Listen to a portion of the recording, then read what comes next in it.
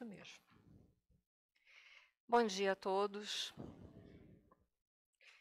Muito interessante, né, essa mensagem do Fonte Viva, do Emmanuel, que fala uma carta de Paulo, onde Paulo vai falar que o amor nos constrange. Não é um constrange de violência, de subjugação, mas é um constrange de que a nossa mente, nossa consciência se abriu para as leis de Deus e aí não dá mais para fazer o errado. Não porque a gente está com medo da lei de ação e reação, mas porque o amor fala muito mais alto dentro dos nossos corações e a gente consegue ter essa empatia com o outro, que vem faltando muito atualmente no mundo ainda, mas a gente consegue ter essa empatia e aí a gente não consegue mais fazer o errado, porque o errado se torna uma coisa impossível, intolerante para nós vivermos. Então, que esse amor possa nos constranger a todos os minutos e nos levar também a um processo de gratidão. Gratidão, por exemplo, dessa manhã, a nossa cidade que sofreu uma quantidade exacerbada de chuva, apesar de alguns lugares terem alagados, terem deslizamentos, mas ao que sabemos até o momento, não houve perdas de vida. E se não houve perdas, é mais fácil a gente ir reconstruindo. Uns vão ajudando aos outros, e através dessa alavanca de transformação, chamada caridade, que é uma alavanca de transformação e também de salvação, a gente vai se ajudando mutuamente e a cidade vai voltando. Agradeçamos a Deus, acima de qualquer coisa, porque com certeza foi a sua misericórdia presente entre nós, que possamos fazer por onde merecer sempre essa misericórdia, que possamos trabalhar de uma forma lúcida para merecermos a gratidão, a misericórdia do Pai. E também agradecemos aos órgãos públicos que tiveram, né, um alerta, um cuidado com toda a população de Petrópolis. Pelo menos eu venho seguindo desde quinta, né?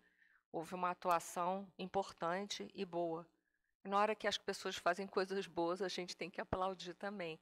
Não importa em que lado estejam, direita e esquerda, o reconhecimento tem que existir, né? De todas as formas. Isso é a política pública, é a política consciente, né? De poder enxergar o que é bom, verdadeiro e aplaudir de pé, né? Então, a nossa gratidão também. E gratidão por termos conhecido a doutrina dos Espíritos, que, pelo menos para mim, é um caminho, me ajuda a compreender a vida de uma forma mais dilatada e aceitar aquilo que nós precisamos passar. Porque muitas coisas nós vamos precisar passar.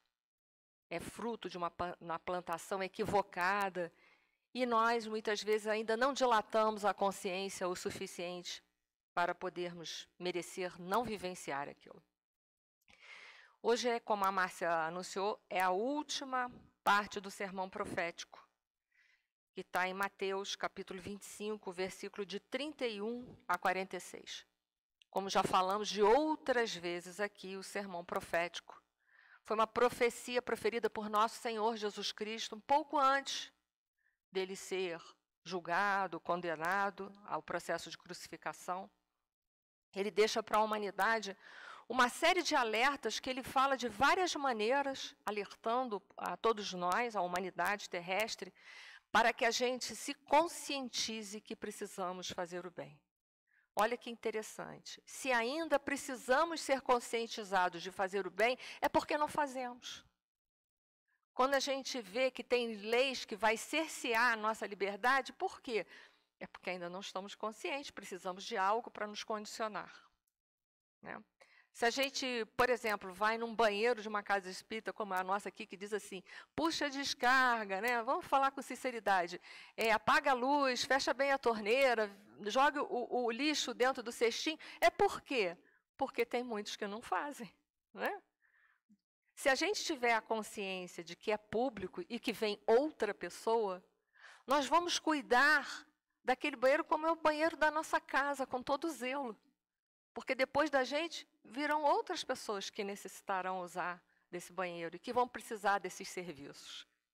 Mas uma sociedade que ainda precisa ter leis que vão nos cerceando para a gente fazer o correto, porque naturalmente a gente não vai fazer, naturalmente a gente não faz, a não ser que seja punido, que seja alertado, aí a gente faz. Então, é essas coisas, né, que a gente precisa pensar. Jesus alertou há mais de 2000 anos, por quê? Porque sabia que nós teríamos ainda problema de sermos bons, de agirmos de conformidade com as leis de Deus.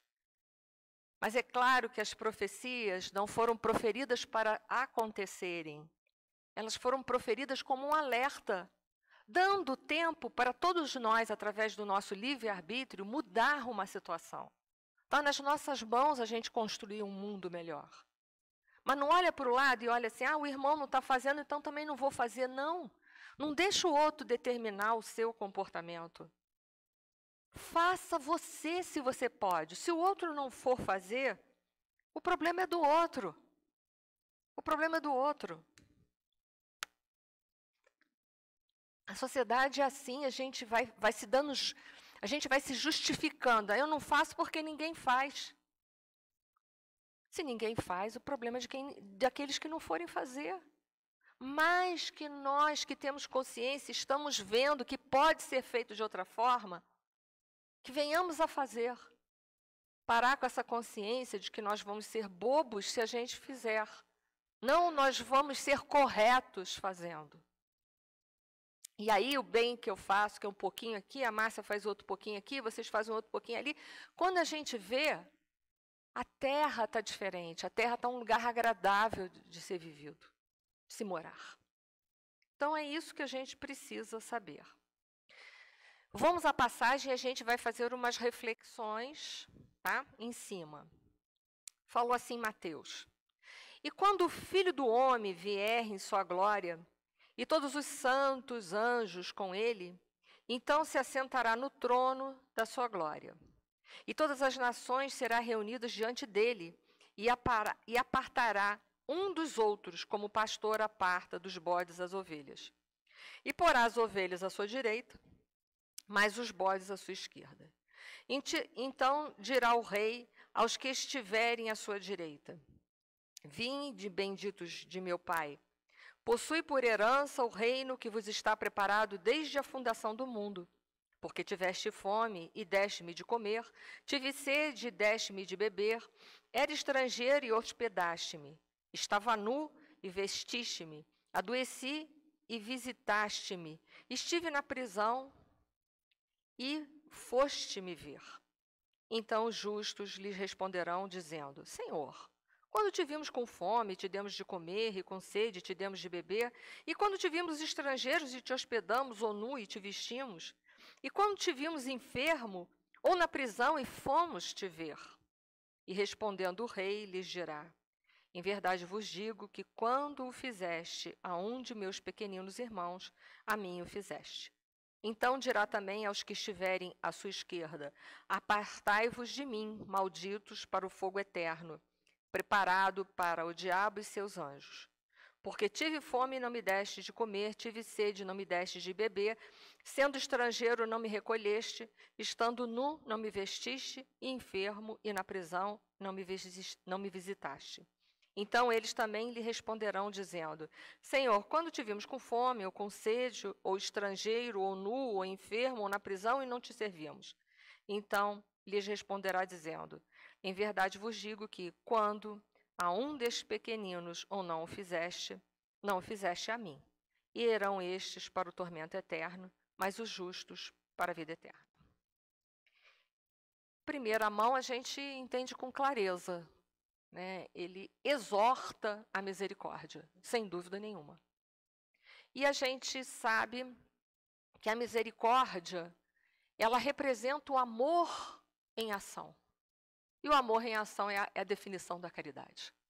Essa caridade que a mensagem também, de uma certa forma, falou, aqui a mensagem de abertura, essa caridade que é a alavanca de transformação e de salvação da humanidade. um instrumento que foi deixado para todos nós podermos evoluir sem distinção. Porque aquele que não pode fazer uma caridade material, dar um dinheiro, dar algo, dar 1 quilo, dar uma roupa, mas ele pode emprestar os seus ouvidos, ele pode ajudar uma pessoa numa dificuldade qualquer que ela esteja passando, às vezes física, ajudar a subir uma escada, ajudar a atravessar uma rua, ajudar a dar um banho, enfim. A caridade, ela é acessível a todos nós de várias maneiras, em todos os momentos da nossa vida, independente de nós estarmos só dentro de uma instituição religiosa. A caridade pode ser feita em qualquer lugar, em qualquer momento, em qualquer hora, em qualquer situação. Então, é claro que Jesus, ele exorta essa alavanca de transformação em todos nós. Logo no primeiro versículo, ele fala assim, e quando o Filho do Homem vier em sua glória, não é que Jesus, ele vai se colocar numa posição de destaque em todos nós, para todos nós, melhor dizendo. Ele já está numa posição de superioridade, mas aqueles que se encontram numa posição de superioridade, com um nível de consciência aberta, como Jesus, que era um espírito crístico, que eu sempre falo aqui, que é um desdobramento dos espíritos puros, isso está lá na Revista Espírita de 1868, num artigo de fevereiro e março, o Messias do Espiritismo e comentário sobre os Messias do Espiritismo, a gente compreende que esses espíritos, com essa nobreza, como o Cristo, Jesus, o Cristo, mas tem Jesus, o Cristo, mas tem outros que também são espíritos crísticos. É uma falange de espíritos que ajuda Deus a administrar esse nosso universo. Esses espíritos estão numa grandeza muito além, numa evolução muito além do que a gente possa divisar, imaginar, conjecturar, definir, explanar. É fácil a gente falar sobre a inferioridade humana, porque ou a gente já habitou ou está nela. Mas como eu vou falar de algo que eu ainda não experienciei, que é a evolução que Jesus se encontra? Então, claro que Jesus não vem para esnobar, para ostentar, mas ele vem na sua glória, na sua pureza, é isso que significa. Então, quando o Filho do Homem, que é Jesus, vier na sua pureza, porque ele é um espírito puro, um espírito amoroso, misericordioso, que se submeteu a uma crucificação, a um julgamento, a uma condenação injusta. E talvez muitos perguntem por que Jesus não se defendeu, para que ele não entrasse num processo de contenda com as leis humanas.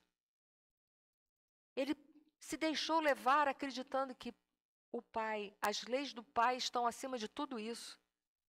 Porque era o corpo que pereceria, era aquela personalidade que ficaria ali. Não ele estava liberto, totalmente despojado da influência da matéria. E mostra para a gente que é assim que nós devemos agir diante da vida. Tudo nesse mundo onde a gente se encontra é temporário. Hoje a gente tem saúde, daqui a pouco a gente não sabe se tem. Podemos ser acometidos por uma doença infecciosa ou virótica e levar a gente. Hoje a gente tem uma casa, amanhã as chuvas que caem em Petrópolis podem levar essa casa. Hoje a gente tem isso, tem aquilo, mas é tudo muito temporário. Esse corpo, como eu disse, é temporário. Um dia nós vamos ter que devolvê-lo. Foi só um empréstimo concedido para que nós pudéssemos nos despojar da influência da matéria. Então, é isso que nós precisamos refletir dentro de uma sociedade. Há muita briga ainda, muita violência no planeta, porque nós não seguimos as leis de Deus, nós queremos tudo passar a limpo, tirar uma satisfação ou ganhar uma argumentação. Mas nós temos que ser justos como Jesus foi. Ele se permitiu, porque ele sabe que a justiça e a providência do Pai está acima de qualquer coisa. E nós, por muito menos, nós nos defendemos. Nós que somos espíritos impuros e que temos culpa no cartório, literalmente. Jesus não tinha mais nada para saudar. Nada. Era um espírito zerado, puro, numa condição que nós não compreendemos. Agora, nós, se sofrermos alguma coisa dentro dessa dimensão material, nós não vamos sofrer impunemente, não vamos sofrer injustiçadamente. Nós temos coisas a resgatar. E ainda assim a gente se defende. E Jesus, que não tinha nada, não se defendeu. Então, é uma reflexão da temporalidade, esse Jesus, o Cristo, um dos governadores do planeta Terra, que nos é informado nas obras de Emmanuel. No livro A Caminho da Luz, fala que essa comunidade de espíritos puros, a qual Jesus faz parte, ou seja, Jesus faz parte, ele não é um único. Então, Jesus não é o único governador, não é o único a administrar. Mas ele é quem nós temos consciência, temos conhecimento. Dizem que essa comunidade de espíritos puros, isso está lá no livro A Caminho da Luz, capítulo 24, e também mais para trás, que eu não lembro exatamente o caminho, dizem que o capítulo, que essa comunidade se reuniu próximo à Terra por 3 vezes. A primeira, quando o planeta ainda era uma bola incandescente. Foi entregue essa comunidade para que estruturasse esse lindo planeta que nós moramos e estamos destruindo. E entenda, se nós estamos destruindo, é da lei de causa e efeito. Para a destruição, o que teremos que fazer para anular a causa destruição? Construção. Vamos construir para todo... Já vou dando a má notícia. Para quem espera o mundo de regeneração, que vai ser deitado numa rede, à beira da praia, tomando água de coco, esqueçam. Esqueçam que teremos muito trabalho, teremos que reconstruir aquilo que nós destruímos. É da lei. É da lei. Então, esse planeta lindo foi uma das vezes. A segunda vez que essa comunidade de espíritos angélicos, dessa categoria crística, se reúne próxima à Terra, foi da vinda de nosso Senhor Jesus Cristo ao planeta Terra.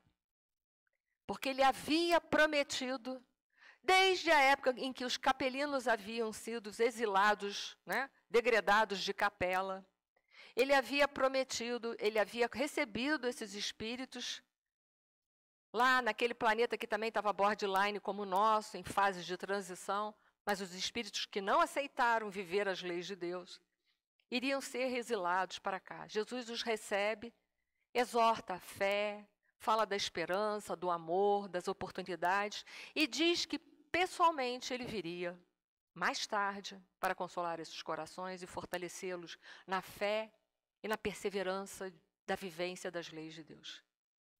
Então, essa foi a segunda vez. E a terceira vez, no capítulo 24 deste livro, vai ser o momento em que esses espíritos, de novo, vão se reunir para decidir o que vai ser feito nesse momento de transição planetária, aos que podem ficar e aos que não vão mais poder ficar.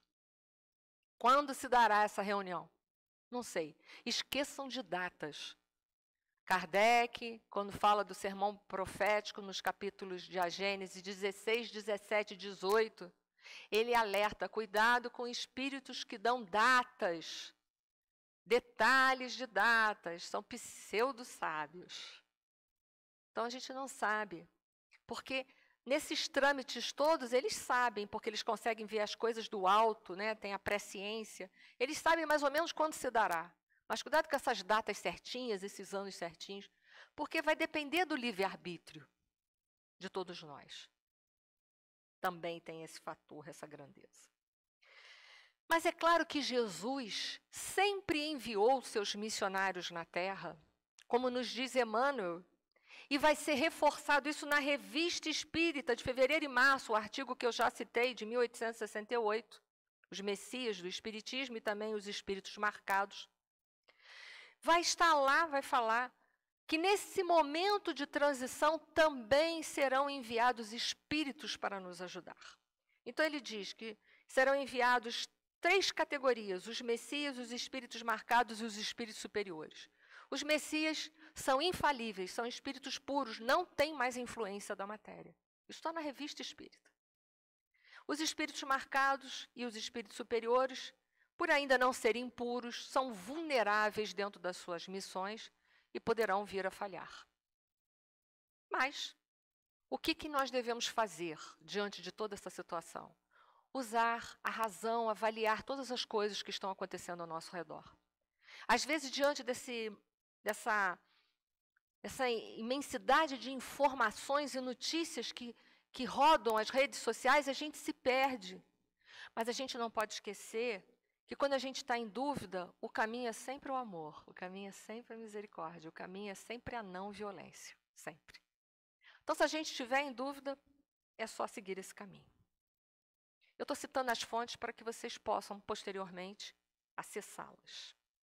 E quando o filho do homem, né, quando o Filho do Homem vier em sua glória, que a gente sabe em toda a sua pureza crística, né, todos os santos anjos, porque virão os espíritos puros também com eles, né, então se assentará no trono de sua glória.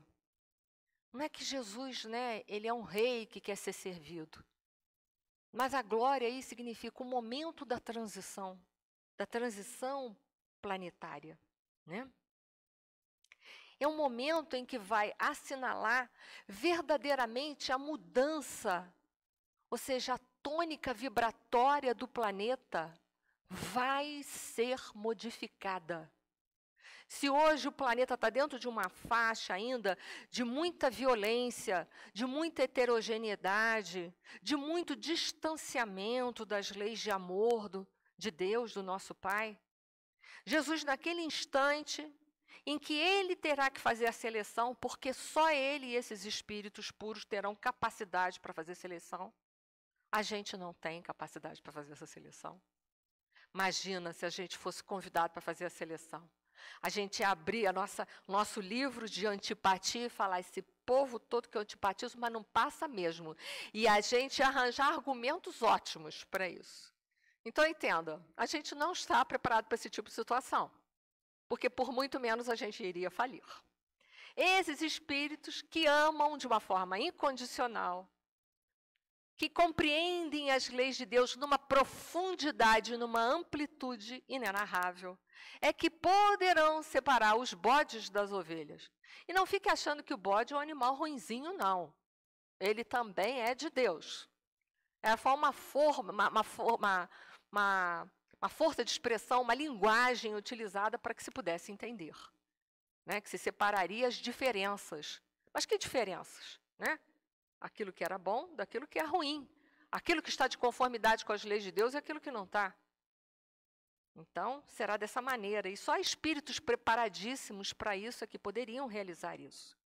E aí ele diz, e todas as nações, ou seja, não tem essa de que tem uma nação que é melhor do que o outro, né? Todas as nações seriam reunidas diante dele e apartará uns dos outros, como o pastor aparta os bodes das ovelhas. Porque qual é a nação que Deus prefere mais? Todas, né? Ele prefere todas.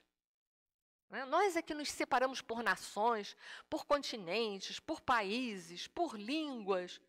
Nós nos separamos por diversas maneiras. Aliás, tudo que é diferente da gente, a gente tem uma tendência a rejeitar. Se não for muito parecido comigo, eu rejeito.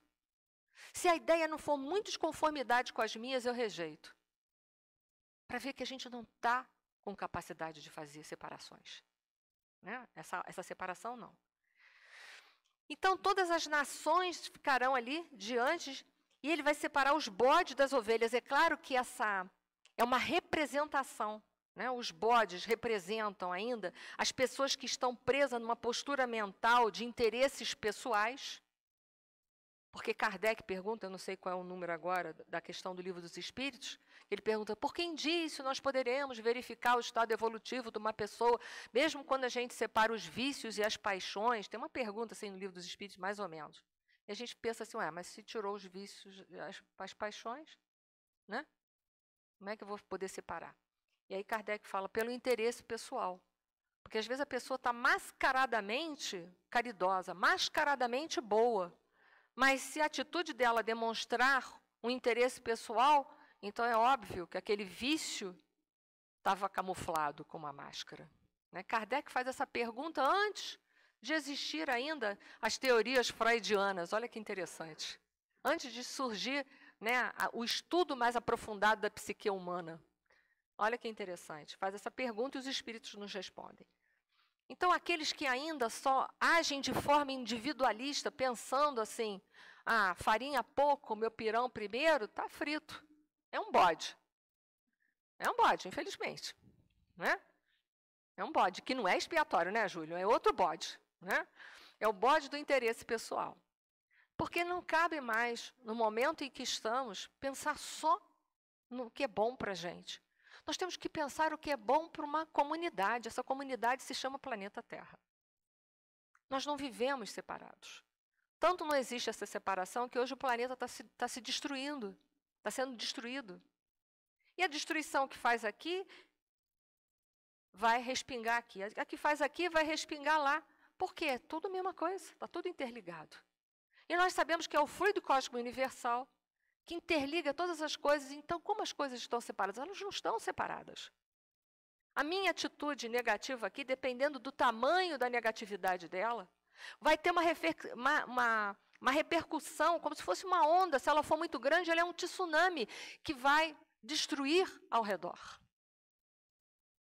Então, as nossas ações, elas não estão separadas de uma coletividade.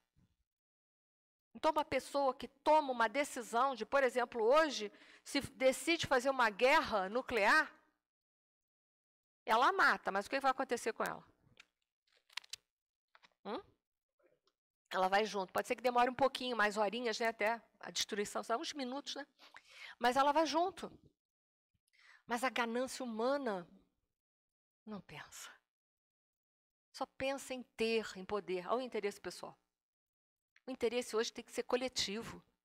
Nós precisamos de todas os outros continentes, as outras pessoas, os outros povos. Nós não somos uma ilha autossuficiente. Aliás, essa ideia de autossuficiência também foi trabalhada no livro A Caminho da Luz, quando Emmanuel vai falar das 4 grandes civilizações que originaram na Terra e que foram em decorrência dos capelinos, dizendo que a raça ariana era a raça mais individualista, que mais se achava autossuficiente.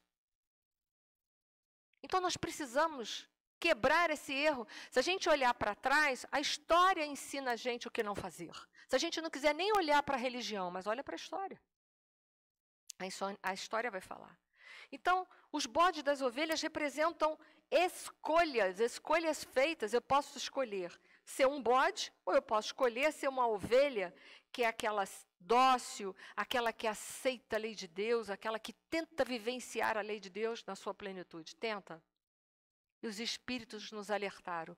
Reconhece-se o verdadeiro espírita pelo esforço em que ele emprega em domar o quê? Suas más inclinações. Não pela sua perfeição, mas pelo esforço em que ele vai empregar em tentar ser um espírito melhor a cada dia. E aí Jesus continua, e porá as ovelhas à sua direita, mas os bodes à sua esquerda.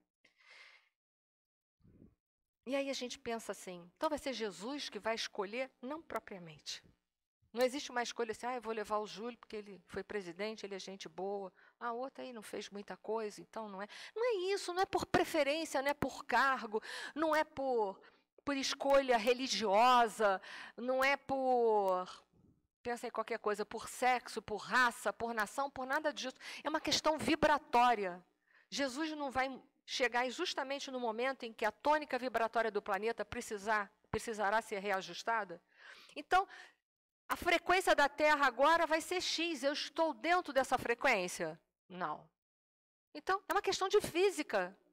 Se eu não estou dentro dessa frequência, o que vai acontecer? Passaporte carimbado, fora. Como quem está no umbral grosso hoje, quem estuda as obras de André Luiz, ele pode sair lá das trevas e visitar nosso lar? Não pode, há uma incompatibilidade vibracional. É física, há uma incompatibilidade vibracional. A densidade do perispírito dele não permite que ele possa ir para esferas superiores. Agora, se ele conseguir ter a densidade de um gás nobre, ele pode flutuar como a bola, né, o balão de gás. E aí ele pode subir às esferas maiores, mas se não, se ele está atrelado às coisas da terra, ele não consegue subir. É uma questão vibracional. Então, Deus não vai fazer, Jesus não vai vir aqui fazer uma seleção, né? Esse eu gosto, aquele ali eu não tenho muita simpatia. Não é nada disso. Esse é dessa nação, aquele é branco, é negro. Aliás, branco também, quem me chamar de branco eu vou processar, hein? Porque eu sou caucasiana. Então, não é quem é caucasiano, não é quem é negro, não é quem é amarelo, nem quem é índio. É a questão vibracional. Está vibrando na frequência das leis de Deus? Passe para cá. Não está vibrando na frequência do planeta, das leis de Deus, de conformidade com o que deve ser um planeta de regeneração? Não, não está. Passe para a parte de lá. É uma questão vibracional, é de física. É física. Então, por isso que é uma questão de escolhas nossas. E aí eu faço a pergunta, quais escolhas nós temos feito no nosso dia a dia? Nós temos contribuído com a violência e, portanto, botando mais um tijolinho lá nos umbrais negros da vida? Ou nós estamos ajudando a construir um planeta melhor e ajudando a melhorar a psicosfera da Terra? E essa é a pergunta que hoje a gente tem que fazer aqui no Sermão Profético. As minhas escolhas vão determinar para onde que eu vou. Não é Jesus que vai chegar e vai falar assim, não, Márcia, tu não está muito não em conformidade, mas eu gosto de tu, vem. Não vai ser assim. Não tem passar currículo debaixo da mesa. É uma questão vibracional. E ele continua. Então dirá o rei, né? Com a sua autoridade, o rei aqui representa a autoridade, aos que estiverem à sua direita, vindo, benditos de meu Pai, possui por herança o reino que vos está preparado desde a fundação do mundo. O planeta foi construído já com a finalidade de alcançar as leis de Deus. E nós? Nós também. A nossa finalidade, o nosso objetivo é alcançarmos essa perfeição relativa que está destinada a todos nós. Nós também. Nós também. Então, quando foi construído o planeta, esse planeta tem um planejamento, assim como a nossa encarnação tem um planejamento? Tem. A nossa encarnação tem todo um planejamento reencarnatório para dar certo. Por que dá errado às vezes? Hein? Nossa culpa, nossas escolhas mal feitas. Ah, não, pensando bem, depois eu faço, não é assim? Deixa para a próxima. E assim, de depois em depois a gente perde o agora, não é assim? Então, é agora. Porque cada dia que passa, vai ser mais difícil, a porta vai estreitar cada vez mais. Hein? Menos um dia. Cada amanhecer é uma nova oportunidade para nós, diz o livrinho, Episódios Diários da Joana de Ângeles. Cada amanhecer é uma nova oportunidade. O que eu estou fazendo com a minha nova oportunidade hoje? Plantando espinhos ou plantando flores e frutas e árvores frutíferas? Então, é a gente compreender que nós, como diz Humberto Holden, não é o saber, não é o ter, não é o falar, nem o fazer. O que vale é o ser. Será que eu sou uma pessoa melhor? Será que eu sou mais misericordioso hoje? Será que eu sou hoje mais brando e pacífico? Será que hoje eu sou mais caridoso? Essa é o momento que nós temos que pensar. Qual direção, de novo, eu estou dando à minha vida? Porque o planeta tem uma direção evolutiva. Se eu não quiser evoluir, tudo bem, livre-arbítrio mal usado. Mas o meu passaporte também vai ser carimbado, como aconteceu com os capelinos. Quer dizer, já nos deram o alerta e a gente insiste no erro. Muito bem. E será que para esse futuro do planeta, Deus deu meios para todos nós nos prepararmos para a evolução do planeta? Vamos lá consultar um livrinho de Emmanuel chamado Emmanuel, por Emmanuel, porque é pelo Espírito, Emmanuel. Ele fala assim num capítulo intitulado Os Missionários do Cristo. Furri, os compiladores dos Vedas, Confúcio, Hermes, o Trimegisto, né? Pitágoras, Gautama, que é o Buda, os seguidores do mestre da antiguidade, todos foram os mensageiros de sabedoria que, encarnado em ambientes diversos, trouxeram ao mundo a ideia de Deus e das leis morais, a que os homens se devem submeter para a obtenção de todos os primores da evolução espiritual. Então, Jesus e esses espíritos se encarregam de enviar para todas as comunidades, para todas as civilizações, missionários para que a ideia de Deus e de suas leis pudessem chegar a todos nós, para que nós tivéssemos tempos de sobra para mudança. Mas nós sempre temos aquele hábito de postergar, né? Depois. E de depois em depois a gente já viu o que acontece. E aí Jesus vai falar uma série de coisas, porque tive fome, deste-me de comer, e tive... Eu paguei aqui. Tive o quê? Tive fome, né? Tive sede e deste-me de beber, era estrangeiro e hospedaste-me. O que ele vai falar? Que a forma de evoluirmos é através das obras de misericórdias da caridade. Mas também ele pode nos levar a uma outra reflexão. Existe fome material e fome espiritual, não existe? A fome material é mais fácil, às vezes, de ser atendida. Mas a fome espiritual, ela só pode ser saciada se a pessoa que está com a fome espiritual souber que tem fome. E aí vocês vão falar assim, não é possível que a pessoa está com fome e não sabe. A espiritual, sim. Porque tem muita gente com fome espiritual e não sabe. Uma pessoa que hoje se presta, por exemplo, a disseminar um fake news na rede social, ela está com fome espiritual? Muita. Mas ela acha que não. Ela acha que não. Aquilo para ela, às vezes, é uma diversão ver aquele caos. Uma pessoa que fomenta uma violência em qualquer lugar, ela tem fome e sede de espiritualizar-se? Tem, mas ela está consciente? Muitas vezes não, nesse caso não mesmo. É uma fome mais difícil de ser suprida, porque para ela ser sanada, é preciso que haja uma conscientização.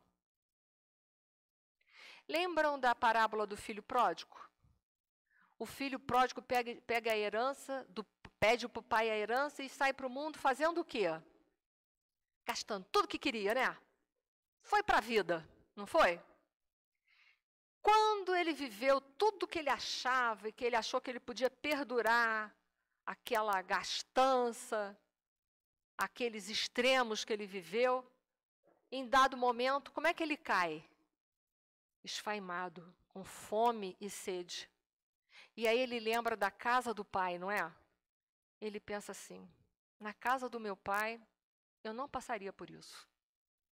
Mas até ele chegar à conclusão que o afastamento de Deus nos leva a ficarmos esfaimados, famintos de amor, de verdade, de misericórdia, de brandura, às vezes é preciso que se passe muitas vidas para que ele se conscientize de que o mal não vale a pena.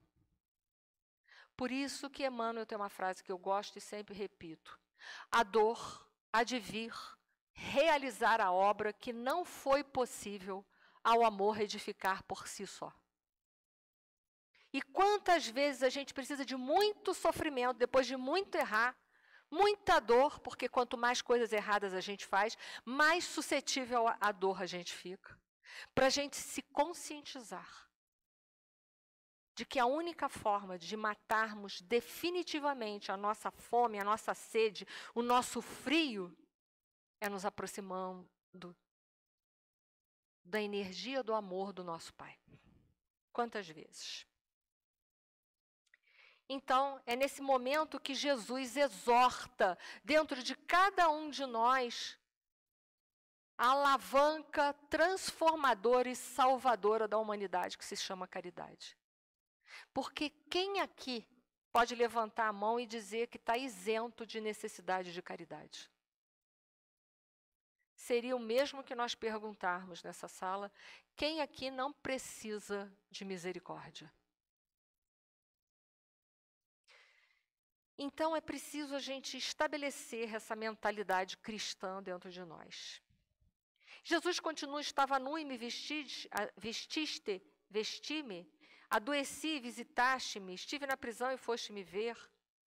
Mas quanta nudez espiritual existe no mundo? Quanta gente está espiritualmente andrajosa ou nu no mundo? De novo, nós precisamos pensar.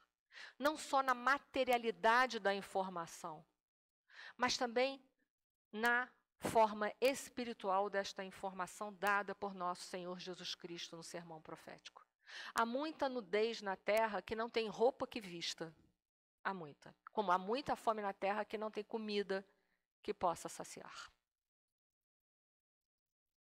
E será que aquele que tem consciência disso tem condições de dar àquela pessoa subsídios para que ela possa enxergar a comida e vestir-se? É a pergunta. Será que nós temos? Então é hora de reflexão. Mas é hora também de nós nos perguntarmos, diante dessa nudez espiritual, qual é a minha carência espiritual que me deixa tão nua? Qual é?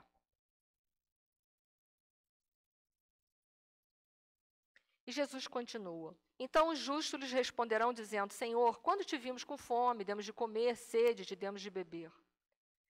Ele fala da justiça, mas não da justiça humana, que está de conformidade com seus interesses pessoais ou de conformidade com o tipo de abrangência de consciência. Nós estamos falando da justiça de Deus, que conforme questão 617 nota, lá Kardec nos informa que as leis morais têm por finalidade estabelecer a relação do homem com ele mesmo, do homem com o próximo e do homem com Deus. E é por isso que a porta é estreita. Que primeiro eu tenho que estabelecer a relação comigo. Como é que anda a minha relação? Estou conflitada entre escolher os valores de Mamão e os valores de Deus? Primeira pergunta. Porque se os valores de Mamão falam muito mais alto em minha vida, eu passarei pela porta estreita? Por quê? Porque não passa. É muita bagagem e não me permite passar na porta. Então, por isso que as leis de Deus, elas estabelecem primeiro a relação do homem com ele mesmo. Por isso que diz que o meio prático e mais eficaz de alcançarmos a felicidade, questão 919 do Livro dos Espíritos, cuja resposta é como alcançá-la, e a resposta é, um sábio da antiguidade vos disse, conhece-te a ti mesmo. Porque se eu não sei, como vou saber se a minha bagagem está muito grande? Como vou saber quais são os valores que eu sirvo? Como eu vou saber o quanto eu estou apegada aos valores da terra? Por isso, tem que estabelecer esta relação. Depois que eu conseguir estabelecer a relação comigo, trabalhar os meus vícios e as minhas imperfeições, aí sim terei eu subsídios, condições interiores de poder trabalhar a minha relação com o próximo, que geralmente as nossas relações com os outros são conflitadas. E, finalmente, terminar com os conflitos. Mas eu só posso anular os conflitos se eu tiver valores, concorda? Porque ninguém pode dar aquilo que não possui. Então, eu tenho que ter valores internos para estabelecer essa relação com o outro. Como eu vou findar uma relação de animosidade se ainda existe tanta animosidade dentro de mim? Impossível. É preciso que o amor seja construído dentro de mim para que eu possa ofertar um amor incondicional por aquele na qual eu até então antipatizava. Para aniquilar um saldo negativo só tendo valores positivos. E é ponto final. Então, Jesus fala dessa justiça, de nós cumprirmos com os nossos deveres aqui na terra. O dever foi tratado no capítulo 17, sede perfeitos do Evangelho segundo o Espiritismo. O dever é composto de duas forças inseparáveis. Os direitos e as obrigações. Mas a gente vê uma sociedade só reclamando dos seus direitos. Mas alguém fala de suas obrigações? Ah, porque o governo tem obrigação de melhorar. E o que eu tenho feito de melhoria para o meu país? É fácil cobrar dos outros, né? É só sentar numa cadeira e começar a fazer a cobrança. O problema é arregaçar as mangas e melhorar o mundo. Jesus continua. Ele fala, quando te vimos estrangeiro, te hospedamos, e nu e te vestimos, e quando te vimos enfermo na prisão, e fomos ver-te. Para saber tudo isso, nós temos que desenvolver dentro de nós aquilo que eu falei inicialmente, que chama-se empatia, a sensibilidade, a capacidade de sentir o outro. Mas, em geral, a gente passa na rua, quando um está numa calçada e na outra, a gente fala assim, ai, tudo bem, já vai embora. Pede a Deus para o outro não falar que está tudo mal, que senão vou ter que voltar a pegar mal. Não é assim? Cadê a empatia? Tempo é dinheiro, não é assim? Mas de dinheiro em dinheiro a gente perde os valores da vida. Então, é um convite à sensibilidade. Te vimos estrangeiros, te hospedamos, ou nu te vestindo, como te vimos enfermo, ou na prisão. No mundo nós temos prisão e prisioneiros, né? Mas o pior disso tudo não é a representação física dela, um presidiário com um preso. O problema são as prisões que nós construímos e imediatamente, às vezes, nos tornamos prisioneiros delas. Essa é a pior das prisões. É quando a gente alimenta os nossos vícios e aí criamos as prisões e nos mantemos presos dentro delas até o dia que nós, verdadeiramente, de coração, aceitarmos viver o amor de Deus. Aí é o momento em que a grade se abre. Deixa eu passar mais um pouquinho, nós já estamos a 5 minutos. E aí Jesus vai se referir a todos aqueles outros, aos bodes, que também, né, viram ele com fome, sede, frio, nu, preso, doente, seja lá o que for, mas nunca foi ajudar ele. Porque Jesus está falando daqueles que, em meio a uma mesa farta, vivem avarentos, são avarentos de si próprios e avarentos para com os outros. Quanta gente que guarda para nada. São os avarentos. Nós falamos dos egoístas que têm as melhores bebidas do mundo, têm tudo, mas nunca pensaram, nem sequer, que a migalha da mesa deles poderia, de alguma forma, amenizar as situações do mundo. Nós falamos da vaidade, dos nossos excessos e dos armários cheios que temos de roupas, de vestes, que representam a escassez nos armários de muitas pessoas. Nós falamos disso, era disso que Jesus falava. Porque todos os nossos excessos vão representar a escassez na casa de alguém. Nós sabemos disso. Vamos dar um exemplo bem grande para a gente poder entender em menor escala. Quando um político brasileiro desvia a verba de saúde para o bolso dele, quantos adoecem em função dos excessos dele? Mas quantas vezes também nós cometemos erros menores que com certeza atingirão outros na mesma proporção? Não sei se me fiz entender, né? Então Jesus se refere a isso, aos vícios que ainda habitam em nós e que vão promover a escassez na vida de outras pessoas. Então, eles também lhe responderão dizendo a mesma coisa, Senhor, como te vimos com fome, isso, aquilo tudo, e não te demos tudo isso. E eles então, conforme diz a profecia, irão estes para o tormento eterno, mas o justo para a vida eterna. A gente sabe que não existe tormento eterno. A eternidade tem a medida das nossas escolhas, não tem? Se eu todo dia optar pelo mesmo erro, estou construindo a minha eternidade. Mas quando eu decidir que eu não quero mais aquilo, aquilo acaba. Então, a nossa eternidade, ela tem a medida das nossas escolhas. Então, é claro que não tem o tormento eterno, Porque Deus é misericordioso e dá chance a todos nós. Mas o tormento tem a duração que a gente dá, de conformidade com o nosso orgulho e nosso egoísmo. E é claro que aqueles que lutaram por um mundo melhor, é óbvio que vão merecer um mundo melhor. Bom, como o tempo já é passado, eu vou apenas agora dar uma referência bibliográfica, pedir para vocês lerem em casa, tá bom? Que eu não quero ultrapassar o tempo. A referência do livro Emmanuel, por Emmanuel, intitulado O Evangelho e o Futuro. Quando vocês chegarem em casa, dê uma lidinha. Quem tiver. Quem não tiver, tem em PDF. Sempre no Google tem em PDF esse livro. O Evangelho e o Futuro. Uma mensagem bastante interessante, tá bom? Então, essa manhã, essa foi a nossa reflexão. Terminou o sermão profético.